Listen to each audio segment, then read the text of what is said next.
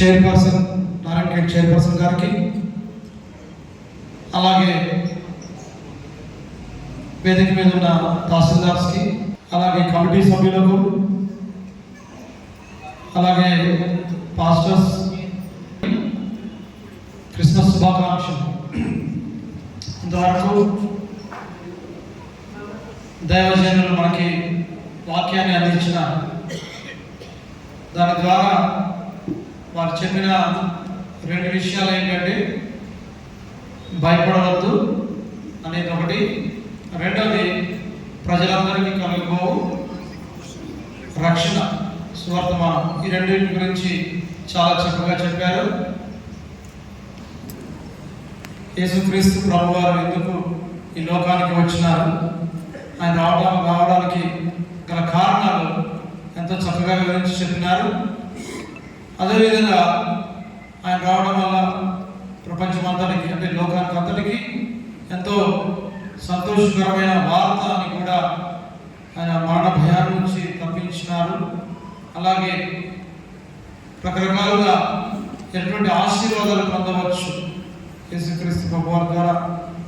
ఆయన అంటే ఈ లోకంలో యేసుక్రీస్తు ప్రభు గారు అంటే మొదటగా గుర్తుకొచ్చేది ఏంటంటే ఆయన యొక్క ప్రేమ, ఆయన యొక్క శాంతి, ఆయన యొక్క సమాధానం ఈ లోకానికి అందించినారు. అంతేకాదు నిన్ను వల్ల నీ పొరుగువారిని ప్రేమించు అనే ఒక గొప్ప సందేశాన్ని ఇచ్చినారు. దాని ద్వారా ఏంటంటే లోకంలో శాంతి సమాధానాలు నెలకొల్పాలని చెప్పేసి ఆయన యొక్క ఉపదేశం. కాబట్టి దీని అందరినీ చాలా చక్కగా వారు వివరించినారు. అవసరం లేదు, ఆయన ఒక మహానుభావుడు. ఎందుకంటే ఒక్కొక్కరు ఒక్కొక్క మతాన్ని పాటిస్తూ ఒక్కొక్కరు దాన్ని ఆచరిస్తూ ఉన్నారు మన భారతదేశంలో. దాంట్లో యాక్చువల్గా హిందూ దేశం అని అన్నప్పటికీ కూడా అందరికీ సమానంగా ప్రభుత్వాలు పరిపాలిస్తూ ఉన్నాయి. కాకపోతే మీకు ఒక విషయం చెప్పేదంటే ఏ మతం తీసుకున్నా కూడా ప్రతిదీ అల్టిమేట్గా అన్ని మతాలు అన్ని బైబిల్ చెప్పినా, ఖురాన్ చెప్పినా, భగవద్ చెప్పినా అన్నీ ఒకటే. ఎందుకంటే ప్రపంచ శాంతి అని, అందరూ కూడా కలిసికట్టుగా సోదర భావంతో ఉండాలని చెప్పేసి, అందరూ లోక కళ్యాణం గురించే ప్రార్థించాలని చెప్పేసి అన్ని మతాలు అన్ని గ్రంథాలు కూడా చెప్పడం జరుగుతుంది. కాకపోతే ఎవరు వచ్చినా కూడా ఇప్పుడు శ్రీకృష్ణ పరమాత్ముడు వచ్చినా ఎవరు వివిధ యుగాలలో ఒక్కొక్క భగవంతుని మనము హిందూ ధర్మం ప్రకారం మనం చెప్పుకుంటాం. తర్వాత అల్లా కూడా మీకు మొహమ్మద్ ప్రవక్త కూడా అక్కడికి వచ్చి ఎన్నో భగవంతుని యొక్క సందేశం ఇక్కడ తీసుకొని రావడం జరిగింది. అట్లాగే యేసు ప్రభు గారు కూడా ఇక్కడికి వచ్చి ప్రజలకు అందరికీ మంచిగా చేయాలనే ఉద్దేశంతో లోక కళ్యాణం గురించి ఇక్కడ రావడం జరిగింది. అయితే ఎన్నో చర్చలకు నేను చాలా చర్చలకు వెళ్ళిన, చాలా పాస్టర్లతోనే చాలా నా గురించి ప్రార్థన కూడా చేయడం జరిగింది. తర్వాత వారి సంబోధన కూడా నేను ఏవైతే కార్యక్రమాలు కూడా అటెండ్ చేయడం జరిగింది. ముఖ్యంగా నాకు బాగా గుర్తుంది, మా అనురాధ కాలేజ్ గ్రౌండ్లో అప్పుడు పెట్టినప్పుడు దీని గురించి ఎవరు మన బెల్లంపల్లి బ్రదర్ ప్రవీణ్ కుమార్ చాలా అటెండ్ చేసిన చాలా సంతోషం. అందరికి ఒకటే చెప్పేది ఏంటంటే అందరం సోదర భావంతో కలిసిమెలిసిగా ఉండాలి. అన్ని మతాలు ఎవరికంటే ముస్లిం సోదరులకైనా, హిందూ సోదరులకైనా, క్రిస్టియన్ సోదరులకైనా అందరం కూడా కలిసికట్టుగా ఉండి మన భారతదేశ సంస్కృతిని, మన భారతదేశ అన్ని ముందుకు తీసుకొని పోవాలని చెప్పేసి మీకు అందరికీ కూడా కోరుకుంటూ మరొకసారి ముఖ్యంగా మీరు నాకు నేను చర్చలు తిరిగిన ఎన్నో ప్రేయర్లు చేసి చాలా చర్చలు కనీసం అంటే ఒక 20-25 చర్చలు తిరిగాను నేను గెలవకంటే ముందు. ప్రతి ఒక్కరు కూడా నన్ను ఆహ్వానించింది. ప్రతి ఒక్కరు ఆహ్వానించి సార్ మీరు రావాలి, మా దగ్గర రావాలి. కానీ అన్ని దగ్గరికి పోలేకపోయారు. ఈరోజు శంకరంపేట సోదరులు కూడా చెప్పిన వచ్చిందా? శంకరంపేట సోదరులు ఎవరు వచ్చిందా? శంకరంపేట వాళ్ళకు కూడా అందరికీ చెప్పని చెప్పిన నేను మళ్ళీ, ఎందుకంటే అదొకటి మెదక్ జిల్లాలో ఉంటుంది మన నియోజకవర్గం. పోయిన మా చైర్మన్ గారు చెప్పినట్టు గతంలో కూడా మనకు చాలా కొంతమంది అందరికీ సమాచారం అందలేదు కాబట్టి వాళ్ళు చాలా మంది రాలేకపోయారు. అప్పటికంటే కొంచెం ఎక్కువ మంది వచ్చారు. అయినా కూడా మరి ఈ క్రిస్టియన్ సోదరులు చాలా తక్కువ ఉన్నారు.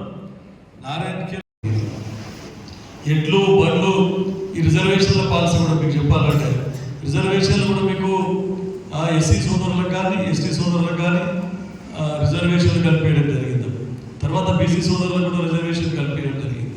మీరు అందరూ చూస్తూ ఉన్నారు. ఇప్పుడు బీసీ కులగడన కూడా ఇప్పుడు మా రాహుల్ గాంధీ గారు ఏదైతే ఉన్నారో అందరికీ సంక్షేమ పథకాలు కరెక్ట్గా అందుతలేవు దళితులకు అందరికీ అని చెప్పేసి మనము సర్వే నిర్వహించి బీసీ సర్వే కులగడన కూడా చేసి బీసీలు అత్యధిక శాతం ఉన్నారు. వారికి బడ్జెట్లో వారికి కేటాయింపులు అత్యధిక ఉండాలి. వారికి సంక్షేమ పథకాలు వారికి కూడా అన్ని విధాలు దొరికే విధంగా చేయాలని చెప్పేసి ఇప్పుడు బీసీ కులాలను కూడా చేపట్టడం జరుగుతూ ఉంది. ఎవరు ఆలోచించినా ఎవరు ఆలోచిస్తారు. మీరందరూ చూస్తూ ఉన్నారు. ఇప్పుడు భారత రాజ్యాంగాన్ని రచించిన అంబేద్కర్ గారినే మొన్న వాళ్ళని కూడా విమర్శ చేయడం జరిగింది. కాబట్టి ఇట్లాంటి కొన్ని, ఎందుకంటే నేను ఎక్కువ డీటెయిల్గా పోదలుచుకోలేదు. కాకపోతే అన్ని మతాలను సమానంగా చూసే పార్టీ అని అంటే కాంగ్రెస్ పార్టీ, కాంగ్రెస్ ప్రభుత్వాలు. కాబట్టి మీరు మాకు ఎట్లయితే మాకు ఆశీర్వదించి మమ్మల్ని గెలుపు చేసిందో ముందు వచ్చే ఎన్నికల్లో కానీ ముందు ప్రభుత్వానికి ఇంకా బలోపేతం చేసే విధంగా, ప్రభుత్వాలు ఇంకా బీదోళ్ళకి ఇంకా సేవ చేసే విధంగా వాళ్ళందరికీ ప్రభుత్వాన్ని ముందు కూడా వచ్చే అన్ని ఎన్నికల్లో కూడా మీరందరూ దీవించాలని చెప్పేసి మీ అందరికీ కోరుకుంటా ఉన్నాను. తర్వాత మళ్ళా ఇట్లా 25 డిసెంబర్ క్రిస్మస్ ధరణి వచ్చిన తర్వాత ఎన్ని సమస్యలు ఉన్నాయో ఆ సమస్యలన్నీ తీర్చే విధంగా కొత్త చట్టము, భూభారతి అనే చట్టం నిన్ననే ప్రవేశపెట్టడం జరిగింది. దాని మీద డిస్కషన్ ఉండే. అందుకని 20 తారీఖు అంటే నేను వద్దని చెప్పిన 21 తారీఖు పెట్టుకోమని చెప్పిన. దాన్ని కూడా ఈరోజు కూడా మీ అందరి ఆశీర్వాదంతో ఎప్పుడు నేను అసెంబ్లీ మిస్ కాను. ఈరోజు కూడా గంట సేపు అసెంబ్లీకి పోయి మరీ అటెండ్ చేసి రావడం జరిగింది. ఎందుకంటే మీరు బాధ్యత చెప్పినారు కాబట్టి ఉన్న బడ్జెట్లో ఉన్న సమయంలో అన్ని విధాల నారాయణఖేడ్ అభివృద్ధిని, తర్వాత బడుగు బలైన వర్గాల అభ్యున్నతికి కృషి చేయాలని చెప్పేసి నేను ఎప్పుడు కూడా ఎల్లవేళలా కష్టపడి పనిచేస్తూ ఉంటా. మీరు కూడా రేపు వచ్చే 25 తారీఖు నాడు కూడా ఇది క్రిస్మస్ రోజు కూడా నాకు ఆ భగవంతుడు అన్ని విధాల నాకు బలాన్ని చేకూర్చాలి, ధైర్యం చేకూర్చాలి. మన నారాయణఖేడ్ నియోజక అభివృద్ధికి అన్ని విధాల నాకు సహకరించే విధంగా మీరు ప్రేయర్ చేయాలి, భగవంతుని ప్రార్థించి నారాయణఖేడ్ అభివృద్ధి చెప్పి చెప్తూ ముగిస్తాను. Hi everybody, this is Kiriti Damaraju. Like, share and subscribe to Saira TV. Oh Saira!